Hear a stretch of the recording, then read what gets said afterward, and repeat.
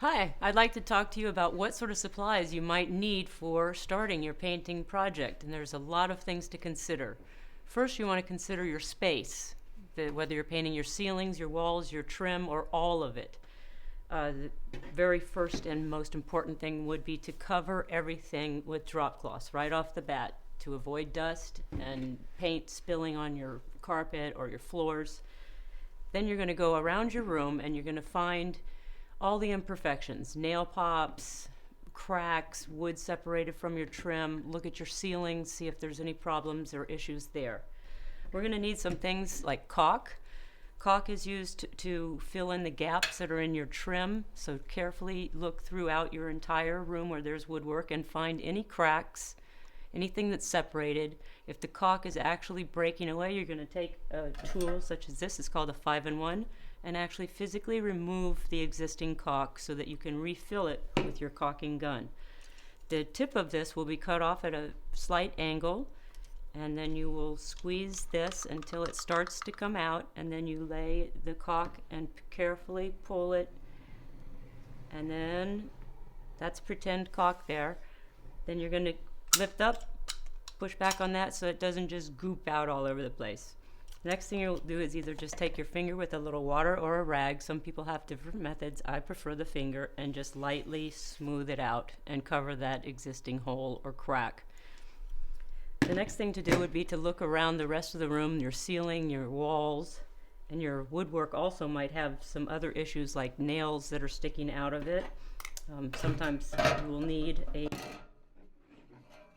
nail set, and you take this nail set and you put it right directly onto a nail that may be sticking out of the woodwork, and take your hammer and set that nail back into its place. Now you're going to have a hole, so you'll fill that hole with some wood filler, just a little bit with a finger or whatever, just a little, just to get rid of that hole. And then we get to your walls. We have all these different types of wall patches, and if you have big wall problems, you're going to need a larger vat of drywall mud, and you would use a pail like this. It's called a mud pan, and you will take your mud and put it in here and apply the mud as smoothly as you can to the existing holes and or large cracks in the wall. If they're just small ones, you can take a small putty knife.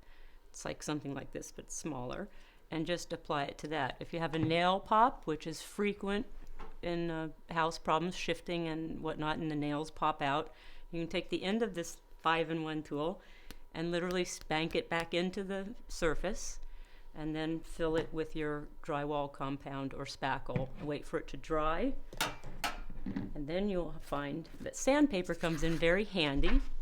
I personally, it's about a 220 grit. It's not too hard, it's not too heavy, so that you can just lightly sand the areas that you have prepped with the wood filler and or the spackle, and sand them lightly until they're smooth. You may need another coat if the hole is deep. You might need to smooth it out some more. So get the walls as smooth as possible. You will damp a sponge and wipe that excess powder off of the surfaces so that the next paint can stick to it well. Then we talk about tape.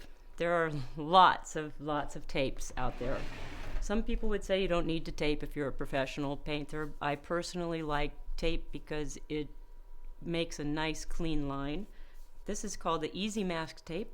It has the paper and the stickum all in one. Take that off. So this would be applied to your trim or to your ceiling or to the walls on the edge, and you would be painting away from it. Particularly at the base, if you're rolling, the paint is going to spatter down onto the trim, so this protects the trim from getting spattered upon. The only issue I have with this tape is sometimes it doesn't stick as well to trim, and sometimes it oversticks to ceiling, so it might pull off. So in recent years, we have come a long way with our tapes, and these frog tapes, which are wonderful, they come in handy. This is a low adhesive, so it doesn't stick too hard. You can apply this to the trim, and also what's wonderful about this tape is that it has something called a block. As soon as it gets wet, the paint has an expansion medium in it, so when you are painting it, the paint won't seep under the tape. And if you've ever used tape and you pull it off and there's this seepage all under there, it's like, oh God. So this really helps. It saves lots of time. I'd love to say that I could cut a straight line, but I don't. So I'd rely on my tape, because then I'm guaranteed a straight line, and I like it straight. The other frog tape is this one has a higher mask. It's a little bit more stickum. So if you're painting on semi-gloss, it'll stay stuck onto the semi-gloss surface a little longer. Another tool that replicates this one, but makes it customized for your own self. So I can put my frog tape on here. This is called a hand masker. And the paper is for protecting the surfaces. And you just pull off the lengths that you need. The paper can be purchased in smaller bits of 3 inches up to 8 inches if you need to mask out an entire window if you're spray painting. And you apply the sticky side to the surface that you're trying to protect.